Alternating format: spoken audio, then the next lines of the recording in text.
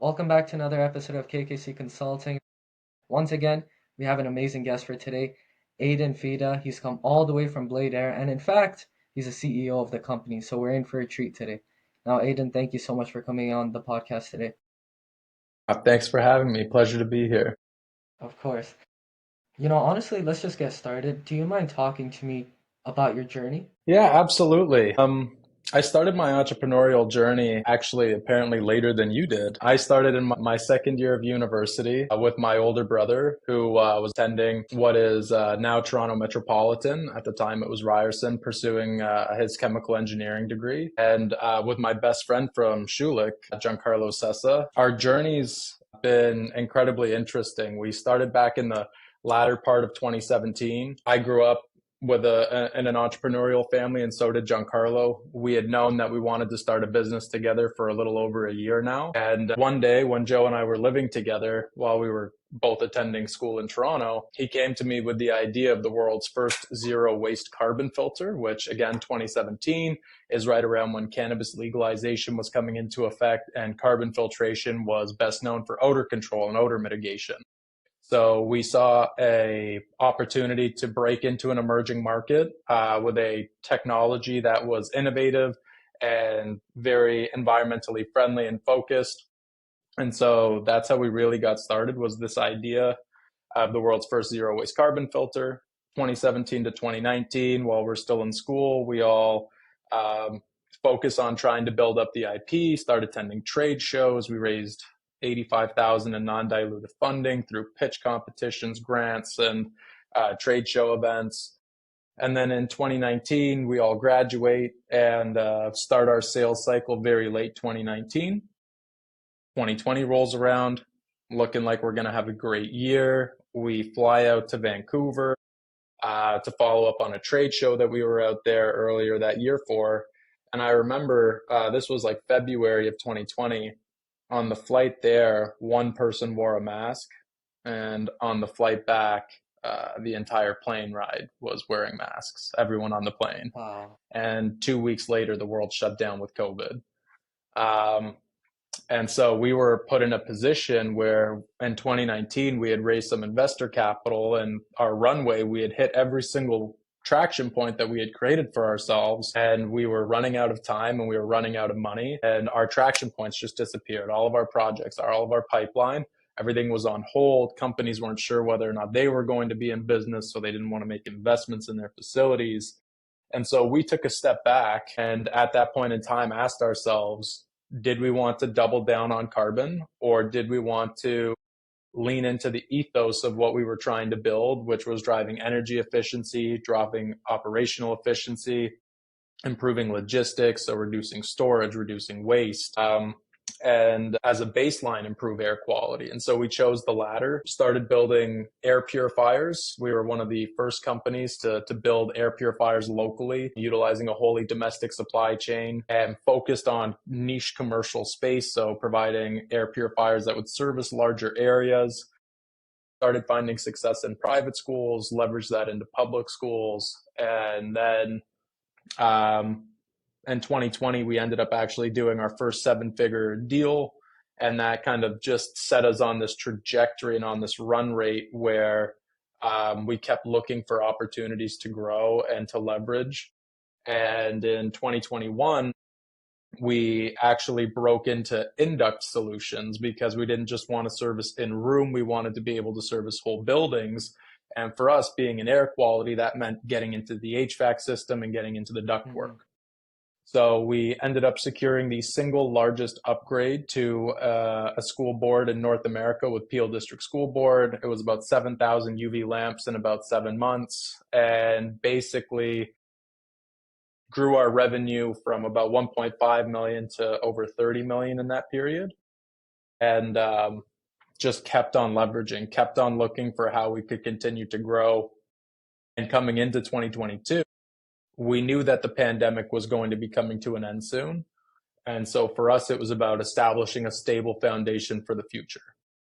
And with that, we started focusing on our air purifiers. They represented a really strong recurring revenue model for us, with a HEPA filter that was world-class, that we had a proprietary design on. And so we started pushing our air purifier sales and also exploring what the next technology was going to be. And so we ended up closing 2022 with about 25 million in sales again, another strong year, while also pushing out a good number of air purifiers, largely driven by air purifier sales, to really give us that leverage point so that way we could continue to build. But in the latter half of 2022, that's when the rediscovery really started happening for us about what is going to drive the industry forward. And so what you think was going to matter to people in terms of air quality and sustainability really was not what people were resonating with anymore. You were almost taboo talking about air quality in the latter part of 2022. People are like, hey, we just got told we can take our masks off and leave our house. Please stop talking about this. And so it was a hard learning experience for us. And so moving 2022 into 2023, we saw a steep decline in sales, largely driven through the replacement revenue. And that's when Giancarlo and I really said to ourselves, you know what, like, we're back to startups. 2023, we're back into a startup mode. We had signed distribution deals across Canada. All the companies that we worked with demanded exclusivity. They all agreed to sales targets, and then not one of them hit them. And so we had to strip back all of that exclusivity and really start reinvesting in product market fit and go to market strategies. So that way we could figure out how we were going to reignite the sales funnel and start adding that momentum back. And so in 2022, at the very end of the year as well, our first acquisition opportunity came to us. It was a technology that we had tested earlier in the year in what we now call our Pro Filter. And we decided to exercise on that. All of the funds that all the money that we had made through the pandemic, we had kept inside of the organization. We didn't distribute it out, which was argumentative for some, but we really knew that we wanted this for growth funds. We didn't want to start stripping our company dry at the first opportunity we had. We wanted to make sure that we had a stable and sustainable future for not only ourselves, but also our staff. And so we left the funds in there for growth and to overcome hardship, which is what the funds have helped us to do. And so 2023, we bought a company called Clean Air AI, and that was the starting point of the Pro Filter revolution for us. And so through 2023, we start working on this product market fit. We're working on all of these details. We're really trying to reestablish our go-to-market. And the problem that we're running into is we still can't figure out the lever. We can't figure out what is the motivating factor to purchase. And our problem was that we had a technology, we have an HVAC filter. Anywhere there's an air handler, anywhere you have mechanical ventilation, where there is a filter, we can replace that filter with a better solution. And so we had a problem of consumer hyperchoice. We didn't know who to target and why to target. And so that's what we've spent the last few years really iterating on. 2023 and 2024 were refinement periods for us, getting back into that startup mode, getting back into the nitty gritty, and really focusing on trying to find those levers, build our relationships, and focus on an educational campaign. You know, when we started doing webinars, we had like 15 registrants and 0 attendees. Now we host a webinar and we have over 100 people showing up because we've worked that hard over the last 2 years to really establish that type of presence and that type of recognition and to build trust with partners and deliver consistent results day in and day out. There has been so much time and money and effort invested into the proof of concept and into the proof of the technology that at this point we have our laurels to stand on because we know that the technology works because we've tested it that much. And so where we are today, and I'm so sorry for rambling here, this is a long one. Where we are today is that Blade Air is a high performance, low pressure HVAC filter manufacturer.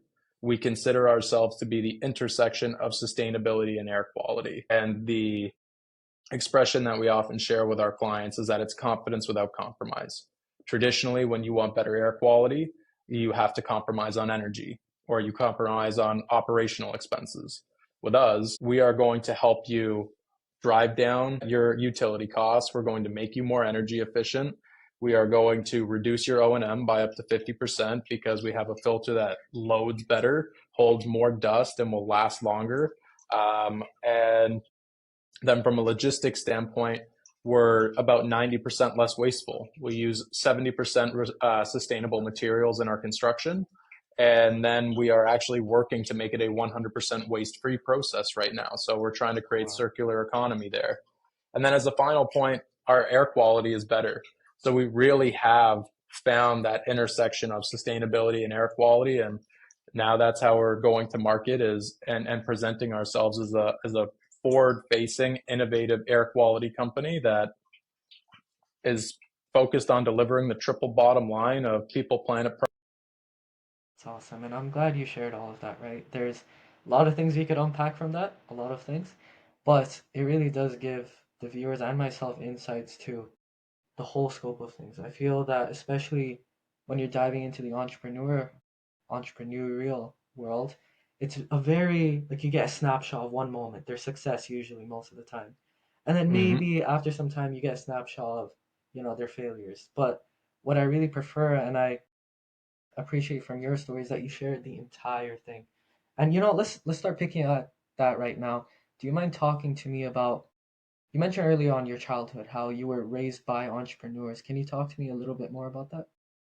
Yeah, absolutely. So my dad was an entrepreneur my whole life. Growing up, I that was my dad. That's who he was. It was a huge part of his identity, and he took so much pride in his business and more pride in the people who worked for him and the smile that he put on a customer's face. And that was one of the greatest lessons that I've ever learned from him is customer service and cash flow is king. Two critical aspects to business. And so that was a great kind of starting point for me. And take your kid to work day was honestly a miserable day for me growing up because it was go to my dad's business, scrub his bathroom, scrub his employee bathroom, restock his stock room.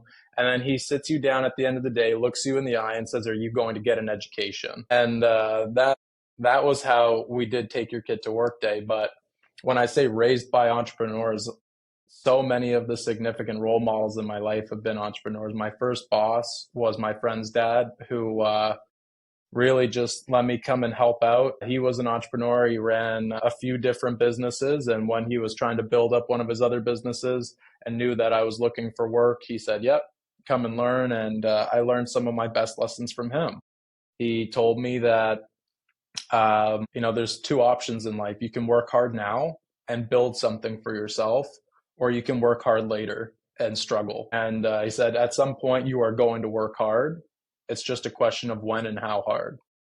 And so that was great advice. And his wife was also an entrepreneur and they were running a family business now. And she taught me so much about what I need to care for when I look at my books and how I need to be cognizant of the things I say and how I treat people and how I inspire people and motivate people and lead people.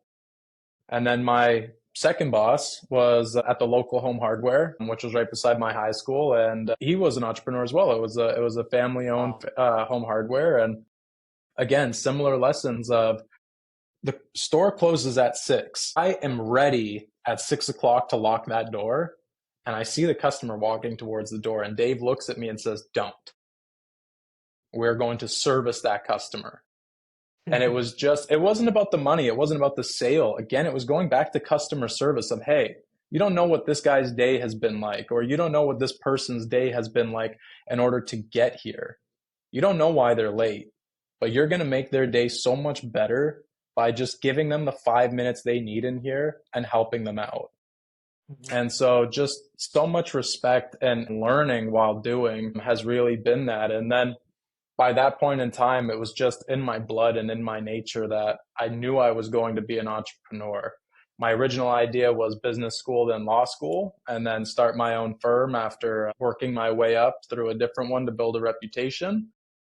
And that was my plan since I was in like grade 7. Wow. Changed when I was in my second year of university, and this opportunity kind of fell into my lap. But it really was just something that from a very young age I knew was my future, and just jumped at the first chance I got. That's fair. And it's very interesting because for me personally, a little context about me. All 4 years of high school, I was a completely engineering focused student. My mom wanted me to be an engineer. All 4 years, physics and chemistry, like I took that every single year. Now, it's very funny because My parents actually told me to apply to business. I had business was nowhere on my radar. In fact, I only applied to two business schools. That's it, right? But it's so funny that I actually got rejected from my top three engineering choices, and that's when I really sat down and thought to myself, man, do I really enjoy engineering? Like, would I be a good engineer? Right? So those type of thoughts like really just started ramming in. I had a buddy, he's a fantastic dude. His name's Adam. He told me like, "Hey man, listen, there's so many opportunities in business. Why don't you at least like think about it?" Right? I was so focused on engineering that I don't even call business my plan B. I call it my plan C. The second choice engineering schools were my plan B, right? And man, it's so awesome how things just work out in a way where in this position, I'm so glad I didn't go engineering because, I wouldn't be able to have a podcast, wouldn't be able to develop an app, create a website, all these different things that come into it, really expressing the creative side. I'm just very thankful of these opportunities, right? And even going back to your topic about having role models and bosses, it's so, so important. It's like I'm so grateful. I actually had my first job in grade 11, I want to say, maybe grade 10. I was volunteering tutoring at a place called Mathnasium from Hmm. grade 9 and 10. And then I finally got the job in grade 11.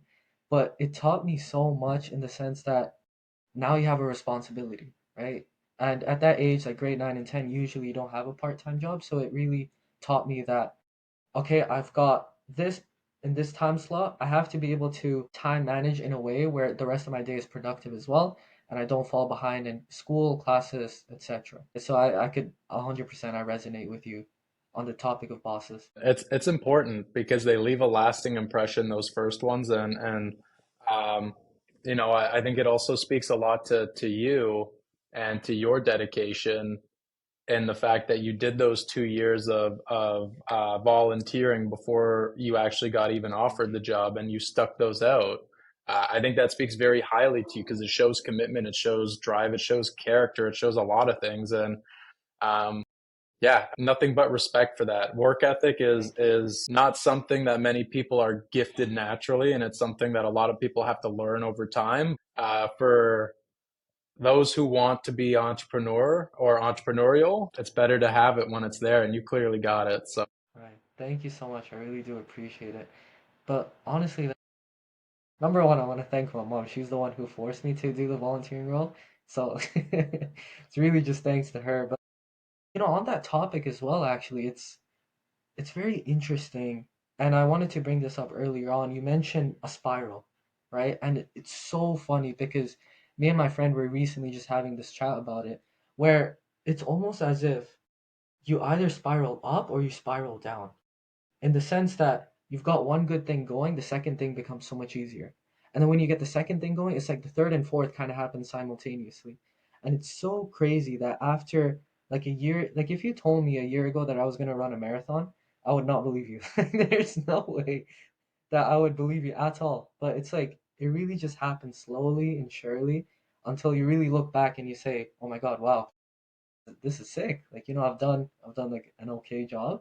Of course, there's so much more to go, but just having that gratitude with it. But let's direct the conversation a little bit more towards you and Blade Air. Talk to me about, you mentioned this a little bit, but some of the growth challenges that came along with it, right? You mentioned so many. Talk to me about some of the hardest ones. it's a great question, and before I jump into that, I would say that your listeners care about you too, and it's always nice to learn a little bit more about the person you're chatting with. So, I appreciate it. anybody who runs a marathon, it doesn't matter what your time is, you ran a marathon, that is an accomplishment. Hat off to you. Thank you. My business partner just ran a half marathon, Giancarlo, and same thing I said to him, like, you committed to it and you did it. So few people have the willpower and discipline to be able to execute on something like that. Don't ever let yourself live that down. You did something fantastic and something great, and you deserve to recognize those qualities and those traits and those accomplishments for yourself rather than just recognizing them for other people. Mhm. But to answer your question, I'd say that there was like different challenges at different times, right? We had a serious funding problem when we were going through our first phase of growth where we didn't really have capital and we're still early days pandemic, can't raise.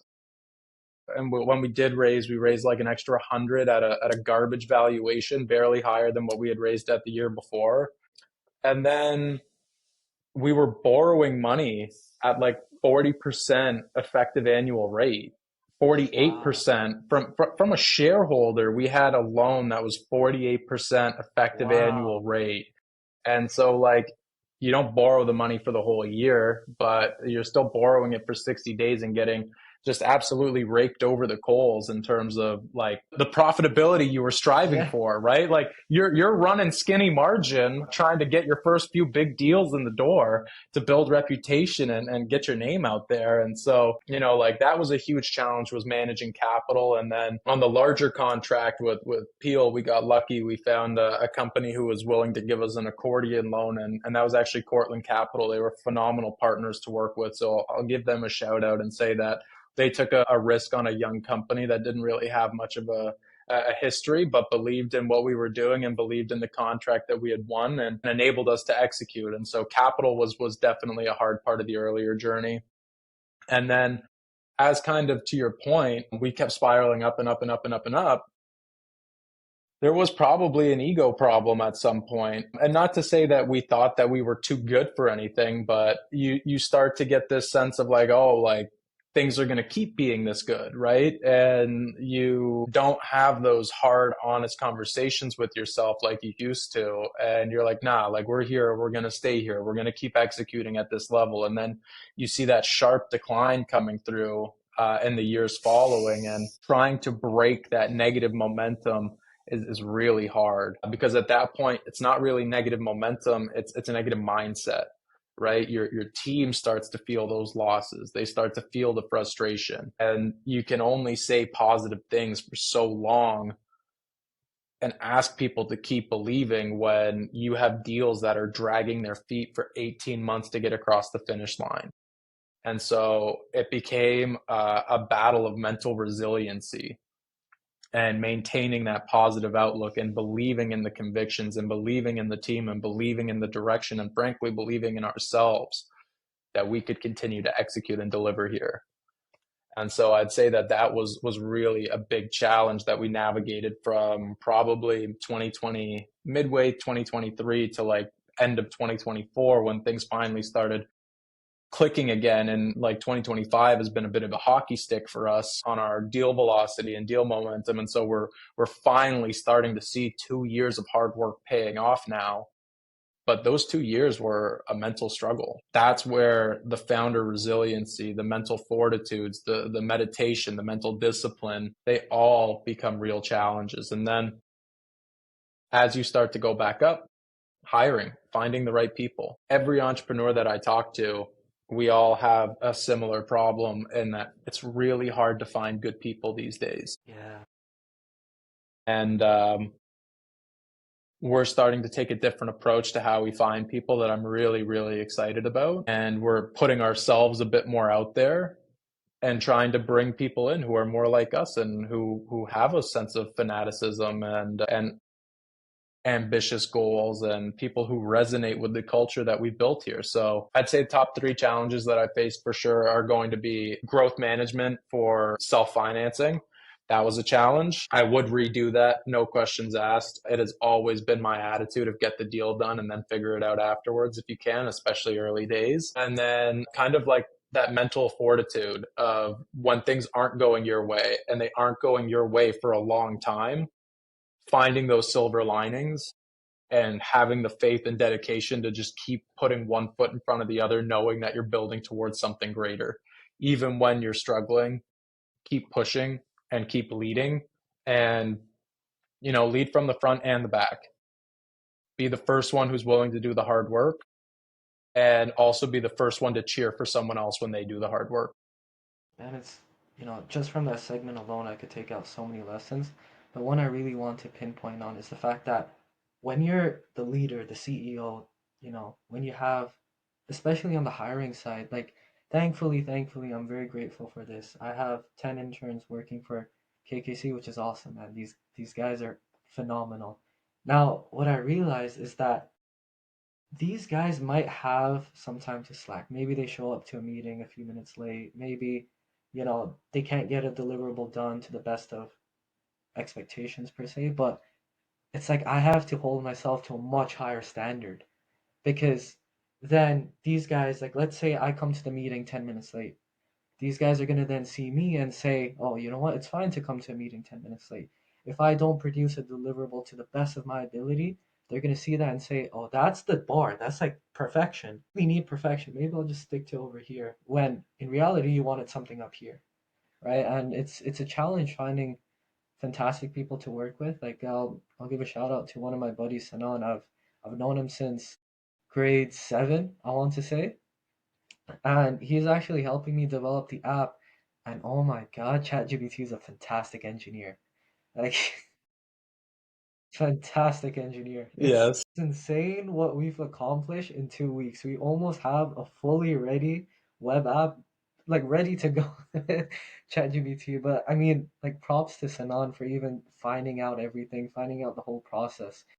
And man, I'm hiring that entire bulge bracket. It's such a massive part of where your company is going to go, the culture for it. Because I recently had a chat with Curtis Van Wellingham, who's the founder of Hydro Store, and he mentioned that if there's one piece of advice he could give to entrepreneurs, it'd be the fact that if someone's bad, if someone's not doing the work, fire them immediately. Right? It's better not only for you and the company, but for them as well. If they feel they're not passionate about it, it's not perhaps it's not their cup of tea, which is completely fair. And Alex Ramosi, I'm sure you're probably familiar with him.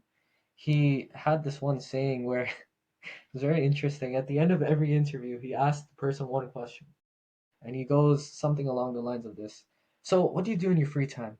And if the answer isn't what he's hiring them to do, he doesn't like them, right? And it's so funny because you're hiring a video editor unless they say something like, "Yeah, I'll be honest with you, I just like looking at how to edit better. I like video editing. It's kind of my hobby, right?" And it's such a profound perspective on things when you really place a lid on it.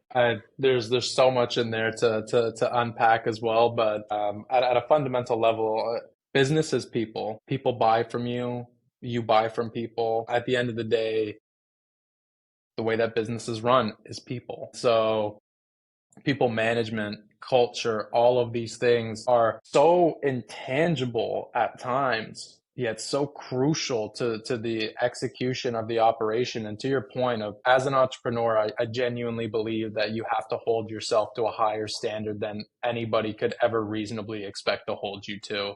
And that you lead by example, exactly like you're saying. And I think that in those moments, there is definitely room for empathy. There's definitely room for compassion, and there needs to be a sense of fun at work. Like we spend more time Yeah, with each other 100%. than we do with our families a lot of the time. And so there needs to be that level. But if someone's showing up late consistently, like there needs to be a conversation there too of like, hey, what's going on? Like everyone else is able to make this. It's important that we have these meetings together.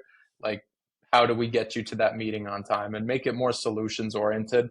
One of the things, exactly to the point that Curtis made, is we're moving to more towards a much more regimented approach to how we manage. And in doing that, it's not to create like this sense of like corporateness or anything like that. It's to create a sense of fairness and to ensure that everybody knows when someone gets fired, they shouldn't be surprised. They should be well aware that their performance is lacking prior to getting terminated. And it's about managing that expectation, right? So setting clear goals, having your one-on-ones, having your traction meetings, ensuring that they know the areas that you're concerned about, you know the areas that they're concerned about, and that if they're asking for help, you're giving them the resources that they need. And then that way, when you come into a performance review, there's no conversation that's surprising because you've been talking about it the entire time so far. So there's lots there. I'm still learning a lot here, but people management is a passion for me. People are a passion for me, and enabling them and setting them up. That's what I've kind of discovered about myself more recently, is that I have a passion for leadership and people leadership, and that's a part of my personal vision, is trying to help my staff and the people I care about pursue their passions the same way that they enable me to pursue mine. And it's interesting that you touched on that as well, just in the sense that it's being able to help people achieve goals that they want in a sense where it's helping both of you. I love that. It's like a puzzle in a sense, right? Like, Hmm. for example, all the engineers who are on the app dev team, all of them, after working on KKC, even though ChatGPT did the entire thing, all of them can now just say that it's a project under their belt, right? And in the Hmm. future, when the app gets released and we start gaining revenue, we start getting more traction, everyone starts finding out about it, it's something that they can talk about like profoundly, like say, hey, I created this with the help of some other people, and give them a little bit more credibility in that sense, which is awesome, right? We're both building towards something. ChatGPT is building it, but we're both working towards something that helps us, and I really do appreciate that sense of belonging, but also responsibility at the same time, like being able to balance the two of those. Yep, absolutely. And also with regards to chat, someone had to prompt it. There's work being done there. Someone had to prompt it. Someone had to think of it. Someone has to manage it. Right. Just enhancing your capabilities through AI is not cheating. You're fine. Yeah, 100%. Sometimes I remember me and Sanan, like us two specifically, we were on call and we were just really looking back, thinking about like, wow, AI could do so much, right? Like, just all we told it to do is, hey, ChatGPT, we need an app that looks like Khan Academy, but it's specialized for helping people get into investment banking and consulting. Throw in some gamify features from Duolingo as well, just to make it like fun.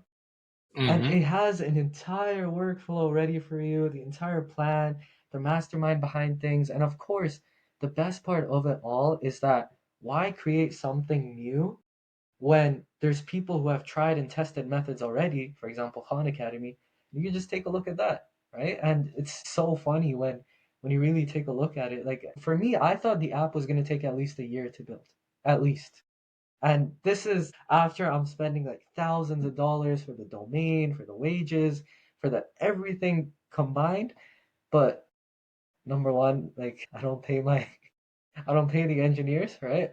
That so operational cost is literally at a zero unless you're counting electricity bills. And on top of that, it's just so awesome to see like what we can do when we build things together and really just have a narrow mind in certain aspects. What I just heard is you're bootstrapping a startup. So, absolutely, you got to keep those costs low, keep them low, keep them effective. But yeah, like, and honestly, to your point there, I think that like if we aren't leveraging these types of tools that make us so much more efficient in how we work, and we are doing that work, that's wasted time and productivity gone that you will Mm-hmm. not get back. Time is one of those resources that you doesn't matter how hard you fight it, it is not coming back to you. Mm-hmm. So just like be ready for that and be ready to ensure that you're spending your time doing the things you need to get done. Absolutely. Mm-hmm. So Right. I heard scrappy bootstrapping startup that knows how to leverage their resources. That's what I took away. Thank you. I appreciate that. It means a lot because I'm trying to create a startup environment within, just KKC consulting and classroom both. And it's so funny Hmm. because I think my only operational expense is going to be like the dinner that I take these guys out to after we finish it. That's the best part. Now, kind of navigating from that topic to another, a fantastic aspect about you is that number one, you were EY Entrepreneur of the Year and Forbes 30 Under 30. I'm not one to really discuss achievements a whole lot, but it's something that has to be discussed, right? Can you talk to me about your reaction, the entire journey, just being able to receive those awards? I often have a hard time accepting these rewards because it's not that I feel as though they're undeserved. I just feel as though giving myself and my business founders the entire credit is what's misplaced. The expression like the teamwork makes the dream work is the fundamental basis of my answer. When we won these awards, there was definitely a sense of pride. There was a sense of joy and wonder and excellence, right? And there was that inner part of me that was maybe a little bit more egotistical than I'd care to admit in receiving them, right? It's look at me, look at what I've done, look at what I've accomplished for myself. And I think those thoughts are fair to a certain extent, but the overriding thought for me was how do I let the team know this is what we've accomplished together? Because I didn't accomplish this alone. All of us contributed to this. And yes, my business partners and I started this business, but it wouldn't be what it is today without all of them. And so, actually, what I have so much love and respect for with EY was that they actually came to our office and presented the entire team with Wow. an award. And that was the most heart melting moment for me. Even when we were there accepting the award that night, every single entrepreneur on that stage said, I can't accept this award just on behalf of myself. I accept this award on behalf of our entire team.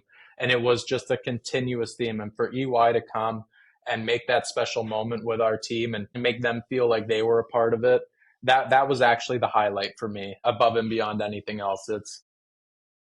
It feels good to be recognized. It feels better when the recognition is spread to everybody who's a part of the accomplishment. And there's a very special quote that I'll be honest, I got from Instagram Reels. Nonetheless, it was great. It's the idea that if you have one candle and you light the other, the first one's never gonna lose its flame from doing that, right? And I really like that approach, and it's fantastic when the work that's being done on both KKC Consulting and Classroom. I don't know where I'd be without those guys, right? Like the amount of time that they're putting in, their efforts, it's honestly so fantastic.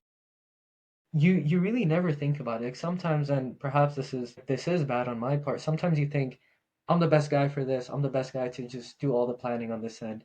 But then you bring another perspective, and they just change everything about it. They give you like 20 new ideas to improve your podcast. They say, this is garbage, maybe implement this idea, right? It's fantastic. Like instead of having a Shopify store, why don't you move to a stand store? And just having all these things in mind, it's like it really is teamwork makes the dream work. And I Yeah. can 100% resonate with that. And listen, every good team has a great leader behind it, right? So it's not to say that like your vision isn't good, but bringing in more perspectives to help shape that vision and give it life is what makes it great, right? And that's where, exactly to your point, but you don't get there without the vision to begin with. No one's giving you this feedback if you're not asking for it. There's no conversation starting unless you're driving that. So that's where like there is that aspect of self in it, because you can take pride in that, but to the delivery of it and to the excellence and to the accomplishment of it, that's where it really is about that teamwork and even shaping and refining it from the like the starting point, having the expansion and their buy-in. It's magical. It's magical to It watch is. something that you start within your head come to life and just see the shape that it takes in reality. It's Mhm. special. It really is. Like I'll give you a little backstory about KKC. KKC stands for Khan's Clean Cuts, and clean is with a K. And I'll explain the story behind it. In grade 10, food prices jacked up. So, on the fries, like shawarma on the fries, I really loved that. I had an addiction with that. And there was an Osmos that was right beside my high school. So I used to go to that like every day without telling my parents. Now the problem was that a large now costed 20. That was obscene to me, right? And that's when I decided I'll become a barber because these barbers are making $60 from a 30-minute haircut. Like I'll just make this my full-time job. That's where Hans Clean Cuts started, and it moved on to Hans Clean Clothes. KKC just kept going, started selling clothes, shoes, watches, haircuts, and then finally, now with KKC Consulting, now it's starting to get more viewership. It's starting, 1,000 plus followers on Instagram, thankfully, and that's when it's really like, yeah, okay, now we're getting somewhere with it. I could 100% resonate with the whole magical start. Relentless dedication, man. That's what separates the greats. Is I think that's the thing about entrepreneurship, and you kind of touched on it a little bit earlier as well. But there is this patience that is required because you can't jump to the end goal. You need to take every single painful step along the way to get there. Exactly to the story that you just told me. KKC didn't just get started and then you had 1,000 viewers. No, you spent years building an audience. You spent years refining the idea. You spent years developing and grinding and growing and leveling up yourself to get there. And I think that that's something that quite often gets overlooked with entrepreneurship, when outsiders kind of look in is they have these rose tinted glasses about it and they don't recognize the sheer level of dedication and willpower and self discipline it takes to truly grow something from the ground up. You know, when Giancarlo and I, we still do a lot with Schulich, and we'll go in and we get asked to speak sometimes. And that's one of the key lessons that I always try and share with people is that if you can't take the hard work, then this is not the path for you. And to points on expressions and sayings, you know, one of the best sayings that I heard, and I heard it from Drew Bledsoe, and I can't remember where he said that he got it from, in a PowerPoint or a keynote presentation, was that uncommon results require uncommon effort, and expecting anything less is doesn't make sense, right? So if you aren't willing to put in the uncommon effort, don't expect the uncommon result. And, you know, if you want extraordinary results, you have to put in the extraordinary effort, right? And that to me is something that really resonates strongly in hearing your story there. It Thank you. fills me with pride for you about what you've accomplished because I can see the passion that you have I appreciate it. and the pride that you take with the hard work and the dedication and what that's led to already. Like, I love that for you. Thank you, and I really do appreciate it. But I mean, 100% I could say the same for you as well. You could really see how passionate you are about this. You could see that you care about your team, which I would arguably say is one of the, if not the most important factor of running a business. Like being able to have the empathy, compassion, but also like you got to be strict sometimes. Just being able to tie all those things together and have the balance. Like I could tell from you, it's very apparent. So good on you for that, Aiden.